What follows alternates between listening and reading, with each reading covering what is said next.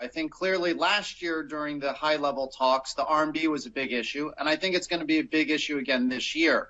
America is continuing to push China to appreciate the RMB, but if you've seen, the RMB is actually appreciated in inflation-adjusted returns about 12.6% over the last 2.5 years. So I think we're actually starting to get closer to a consensus between Washington and Beijing on where the currency needs to be. But I think one of the main areas that they're going to be talking about is the fear by a lot of American businesses, and actually all businesses around the world, that there's rising protectionism in China and that the state-owned enterprise sector is starting to have too much power within the procurement process within the government. And will this be an issue that both the Americans and the Chinese will agree on?